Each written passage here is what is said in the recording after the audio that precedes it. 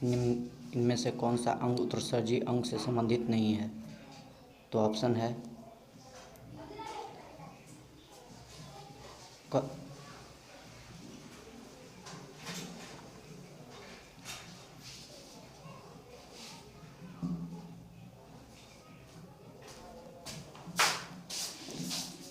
इनमें से कौन सा अंग जो है उत्सर्जी अंग से संबंधित नहीं है? तो कोरोनरी ध्वनि है, गुर्दे की ध्वनि है, और इसमें है हेपेटिक शिरा है, पल्मोनरी शिरा है। तो आंसर इसका हो जाएगा गुर्दे की धमनी।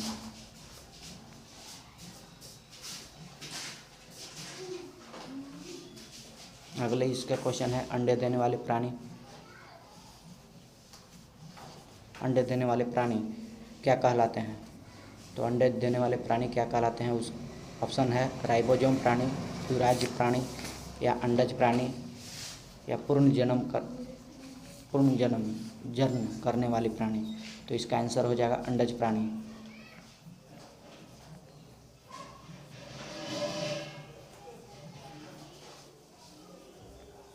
आधुनिक आवर्त सारणी में डॉट समूह है, तो ऑप्शन है 28 गो समूह होता है कि 8 गो होता है? ऑप्शन बी में 8 गो है, ऑप्शन सी में है 9 गो, और ऑप्शन डी में है 18 गो। तो इसका आंसर होता है 18 गो।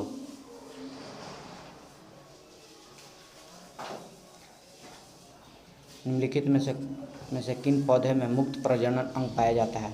मुक्त प्रजनन अंग पाया जाता है मलेशिया के एक पौधा है, मलेशिया पौधा जो है उसमें गुप्त प्रजनन अंग पाया जाता है।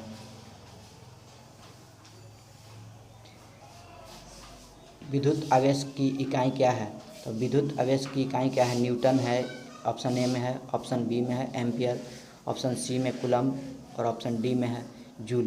तो इसका आंसर होगा ऑप्शन सी यानी कूलम्ब। प्रकृति में निम्नलिखित तत्व में से कौन सा तत्व कभी भी मुक्त तत्व के रूप में नहीं पाया जाता है?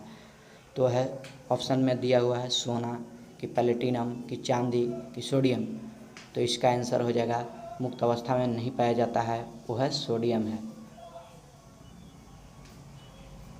अगले क्वेश्चन है किसी परमाणु के m कोश में संयोजित किए जा सकने वाले अधिकतम इलेक्ट्रॉनों की संख्या कितनी होनी चाहिए?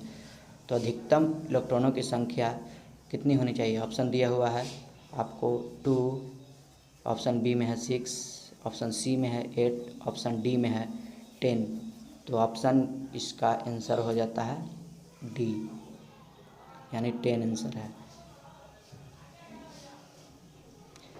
जब लेड धातु कॉपर क्लोराइड के विलयन से अभिक्रिया करती है तब क्या होती है या क्या बनती है? ऑप्शन आपका है लेड कॉपर निर्मित होता है, कि कोई अभिक्रिया नहीं होता है, कि जल निर्मित होता है, कि लेड क्लोराइड निर्मित होता है। तो इसका आंसर हो जाएगा कि लेड क्लोराइड जो है निर्मित हो जाता है।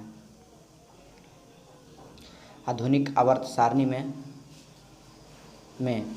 डॉट समूह है। तो ये दोबारा रिपीट क्वेश्चन आया हुआ है एनटीपीसी का। तो इसमें ऑप्शन दिया हुआ है 28, 8, बी में 8 है, सी में 9 और डी में 18 गो है। तो ये रिपीट क्वेश्चन है, तो ये 18 गो है समूह की संख्या।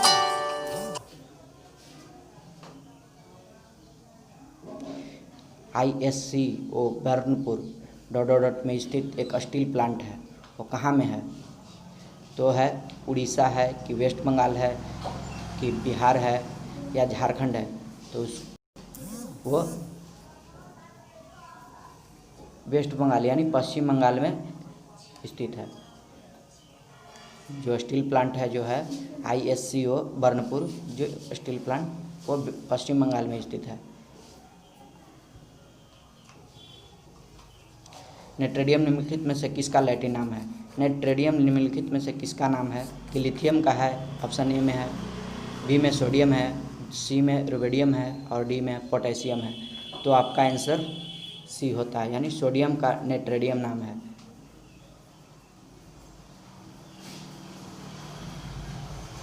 अगला क्वेश्चन है विद्युत बल्ब के फिलामेंट में 0.5 एम्पियर 0.75 एम्पियर की विद्युत धारा 7 मिनट के लिए प्रवाहित होती है तो विद्युत प्रवाह के माध्यम से बहने वाली विद्युत आवेश की मात्रा होगी।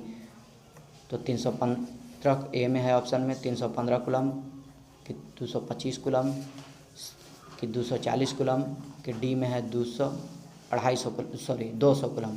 तो आपका आंसर होता है 215, यानी आप 7 से आप मल्टीप्लाई करेंगे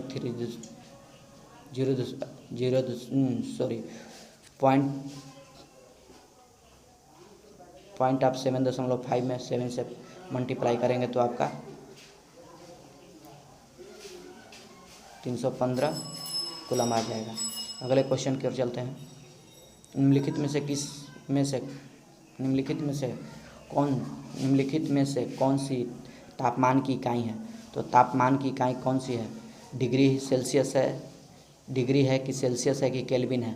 तो आप तापमान की इकाई केल्विन है। अगले क्वेश्चन की ओर चलते हैं। निम्नलिखित में से कौन सी घटना गुरुत्वाकर्षण का परिणाम नहीं है? वर्षा का होना और बर्फ का बनना। ये है ऑप्शन बी में ये सभी, या ग्रह के चारों ओर उपग्रहों की गति, या सागर में ज्वार। तो ऑप्शन डी इसका आंसर है, सागर में ज्वार।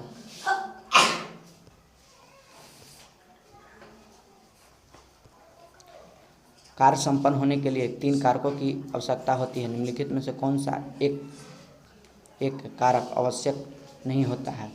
ऑप्शन सब दे दिया जा रहा है। विस्थापन होना चाहिए, बल विस्थापन के साथ एक घटना होना चाहिए, दूसरा ऑप्शन था। तीसरा ऑप्शन बल प्रयुक्त होना चाहिए, या बल वस्तु विपरीत दिशा में होना चाहिए। तो ये आपका आंसर है, बल वस्तु विपरीत दिशा में होना चाहिए। प्रयोग में हमें गुण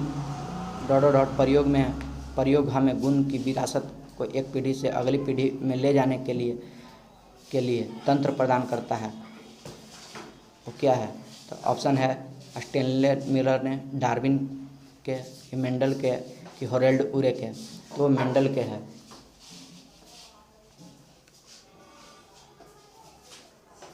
निम्नलिखित में से किन तरंगों में संपीड़न और विरल प्रतिक्रिया शामिल होता है? तो ऑप्शन है दिया हुआ अनुदैर्घ्य कि प्रकाश तरंगे, कि विद्युत चुंबकीय तरंगे, यहाँ पे तरंगे थोड़ा सा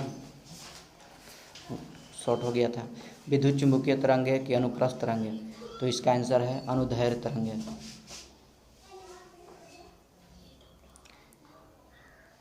किसी निश्चित ऊंचाई पर उठे हुए पानी डॉट में ऊर्जा होती है। तो गतिज ऊर्जा होती है कि स्थितिज ऊर्जा होती है कि विद्युतीय ऊर्जा होती है कि रासायनिक ऊर्जा होती है? तो इसका आंसर जो है स्थितिज ऊर्जा होती है।